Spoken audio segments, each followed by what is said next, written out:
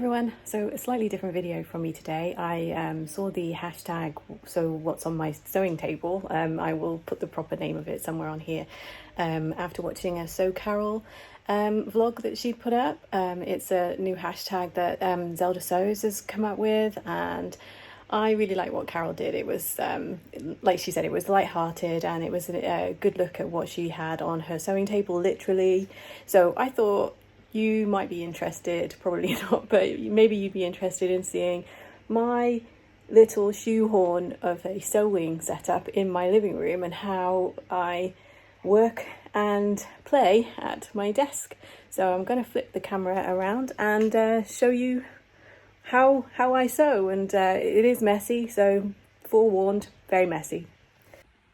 So I'm starting with a wide view. This is the end of my living room, so these are my sofas. So it's quite a long room. It's like 19 feet or something. So we can afford to split it in half and still have plenty of room to live in. So basically, this down here is a chest that is full of fabric. Lots and lots of scrap size fabrics that I bought and then wasn't sure what to do with. I do go in there fairly regularly, so I have to take everything off the top and have a look in there, but quite often it's full of the things I don't know what to do with, or it's too big but not small enough to throw away, and I think I'm going to make a quilt at some point in the future, so I can't get rid of anything. That's not all of my scraps. I have more in my dining room. So this is the start of my sewing area. So what we have underneath my lovely crochet blanket are my current bins of fabric. So there's the Beyond the Pink door fabric that's been washed, and some other fabrics that I will get around to eventually. And then in here I had it all nice and neat, but it's overgrown the box, so there's other fabrics in there, and this blanket I made recently is the perfect size to hide it. So that's what I do. And then this, which is a Kallax unit box, but I don't have a Kallax unit, but I love the box, I love the pattern. It's full of patterns. So these ones are the PDFs that I've printed out, and I've got books and magazines, and I have tried to organise them. So one side is dresses and the other side is shirts and other things. But again, I have too many patterns, and quite often I only make 5. There are 5 patterns that I love that I make all the time. So I think I am due to try and sort this out and reduce it down a little bit. And then over here by my Alexa, which I've renamed because I can't use that word all the time, is my fish tank, obviously, and a caddy underneath this colouring book that I bought from Adam Sews. Beautiful, beautiful workmanship. I loved it. I had to spend the money for it. And this is actually full of all of my threads, because previously I had nowhere to keep them that was neat. So this is housing all of my threads, and this is a little needle book that I threw together. And then my bag with all of my crochet stuff that I showed you in a previous video. So that's what is here. I would open this, but it would require me to take all of those off, and I don't want to, but I will maybe at some point in the future show you, because I think it requires a big sort out. So maybe that's something I can do for a future video. So moving on to my space, there's the dogs keeping me company. They've been a bit naughty, so that's why they look so sad. This is the second version of the Closet Core puff that I've made, which is currently housing enormous. They're like TARDIS. There is an enormous amount of scraps in there, and the original, which was a smaller version of the poof. I have a few around the house, so yeah, it's an amazing way of hiding all of your scraps. So that's what I've done there. This is some furniture that we got when we lived back in Bahrain. It's actually a wine rack, but neither my husband nor I drink anymore, so it is where I keep a lot of stuff from bookmaking. This is a tailor's ham that I made for myself out of one of my son's old shirts, actually, and it's a pineapple. So it's quite handy. I just used a pattern I found on the internet and made it myself. And as you can see, there's bits of books and all sorts in there. It's very messy. And then on top, these are some bags that I've made. I don't know what to do with, next to my curtains. And again, this is the crocodile from bag making. Buttons, very useful little unit buried beneath my fat quarters there. A little bag, this is full of buttons. I've got, obviously I was thinking of making a bag at some point, so I've got the crossbody bag on top of all these fat quarters. I do quite often like to just make a small project, just to sort of clear the palette.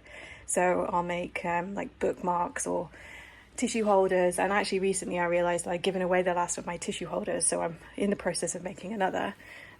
This is just a little bag that I made, which has currently got a few of those bags from Simple Life Fabrics that I mentioned. It's got ribbons and all sorts of things in here. It's a mess. I am a messy person. I usually can find what I'm looking for though, eventually. It just takes a while. This is a shoebox that I covered and painted, and it's again got ribbons, lots of my laces and stuff like that from bookmaking. These are full. This one is full of cheaper threads, mostly because I was using them and my machine was really unhappy, but I had bought a big job lot, but they were cheap, so I put them in there because I don't know what to do with them. This is full of more lace and bookmaking stuff. Again, I would try and open it, but I can't do this one-handed. This is like a Japanese style lunch bag. It's really useful, and again it's just got random things. It's got I took all the elastic out of my son's pants recently, and I was thinking I might do something with them because they got patterns on, but I honestly don't know if I ever will. So that's that. Getting a view of my garden there. And then this is where it all happens. So this is my day-to-day work desk as well as my play desk. So this is my work laptop. I'm just taking a short break, and obviously my overlocker and my sewing machine. And then this, which is buried and I can't get to most of it, is a caddy that you can get from Hobbycraft.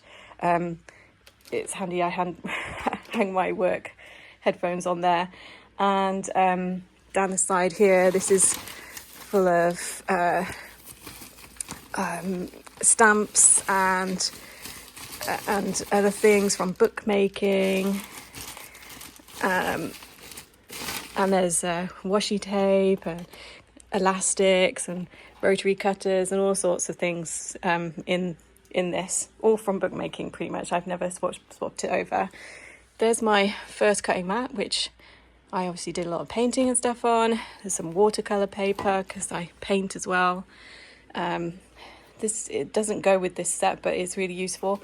There's one of the drawstring bags I mentioned, which has got some of my clips in. The rest are over there because I'm in the middle of using them.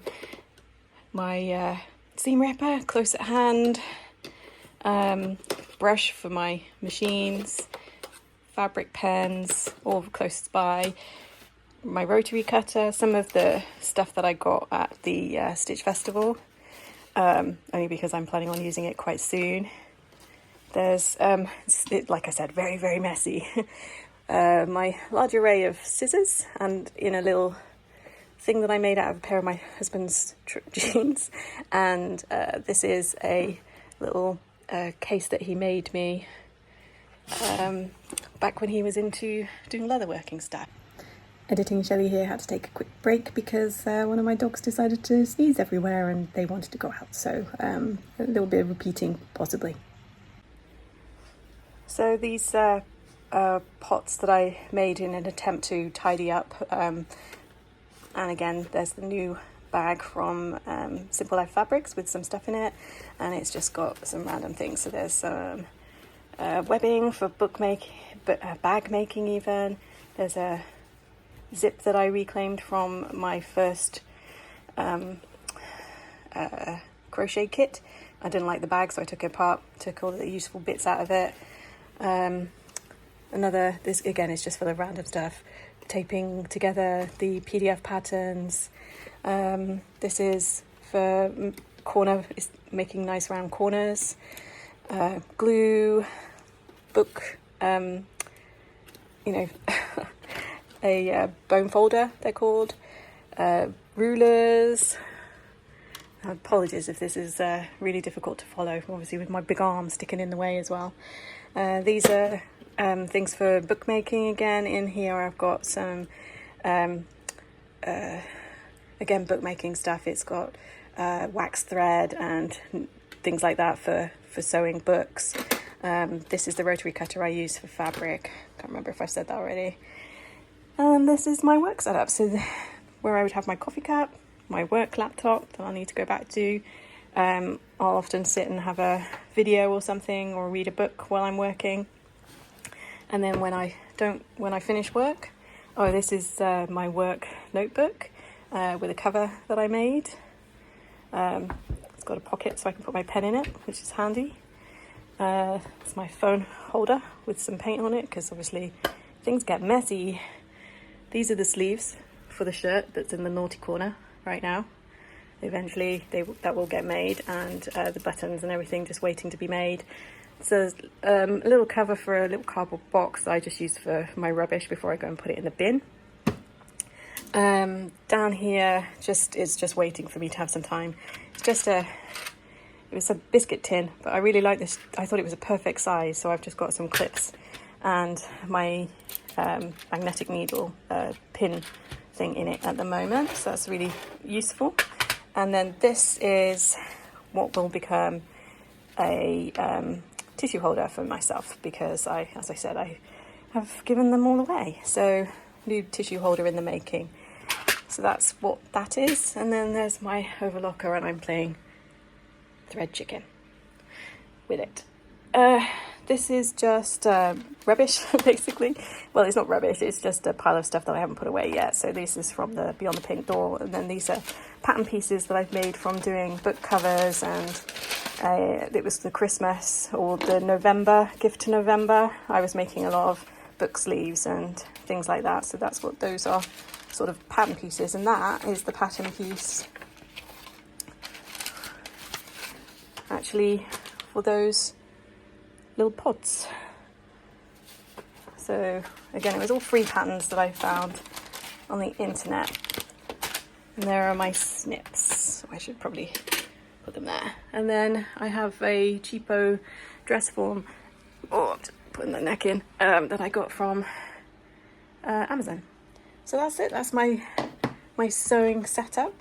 It is very much shoehorned into my living room. This is what you can see behind me on my videos. So I hope that was interesting. So I forgot to show you what was under my desk as well. So I have under here, more things. As I said, this actually isn't everything. I do have more things in my dining room. Maybe I'll show you that in a bit as well. And what we have under here, this is a wicker basket. It's currently got t-shirt pieces in it, because I had an idea of making a like a patchwork t-shirt. I've seen lots of things where people will cut wavy lines in a t-shirt and then put it together, and it just looks really cool, so I want to do that. Then we've got a bag that I have made, which has currently got my other colour overlocker threads in it, so probably not best to have it right in front of a French window with all the sun, but whatever.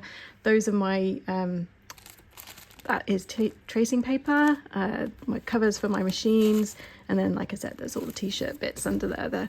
And then I will pull that off, and in here there's wadding for toy making, and more of my interfacing. Mostly this is full of paper pads, again from my junk journal days. These are all junk journal related stuff, so I literally I'm a pack rat. I can't throw anything away, so I've got old envelopes and other bits of ephemera that I will use for bookmaking, and then this is full of like little stickers and things. Again, hopefully I'll go back to that, because I have so much stuff for it. It's a shame, really. So that is what is under my desk, and I will be sitting in front of that on my stool, which is like a saddle. Most of my kids are like, that is so uncomfortable, why do you use it? But actually I find it really good. and because I'm short, my knees don't really knock on it, so it's all good. So that's what's under my desk. And obviously I have to reach over there to put my feet on the pedals. So a second video from me this week. It was totally inspired by So Carol, to be honest, and the hashtag that has recently been created, and I hope you enjoyed it. I know a lot of us don't have a lot of space for sewing. Up until recently we didn't have any spare rooms with all the kids at home, but then my youngest daughter left for university, but my husband has taken that as his office, which, to be honest, I'm happy about, because I spend so much time at this craft desk working and doing all of my different crafting. If I was up in a bedroom upstairs, nobody would ever see me. I'd be gone. So the fact that I'm actually in our living room, and you know, if my husband's sitting on the sofa or something, then we can still have a conversation. I quite like it. And I know I'm completely blocking off French windows, and in the summer it is too bright. You can see there's a lot of light comes in through these windows, but it's much brighter than the dining room, and you know how it is with sewing or any crafting really, you need the light, so it's good in that respect. I just have to stop at a certain point of the day when the sun is streaming in, because it just gets too hot here. So I hope that was interesting. I do realise that I say a lot when I'm watching these videos back. I don't know, I can't do anything about that. It's just the way I speak and the way my brain works, so hopefully it's not too annoying. I'm freehanding this, I'm holding this with my arm, which is why it's all wobbly, so I hope I didn't give you motion sickness or anything like that, and this was interesting to you. So yeah, please like and subscribe. See, Mandy, I can remember to say it, and hopefully I'll see you soon. Bye.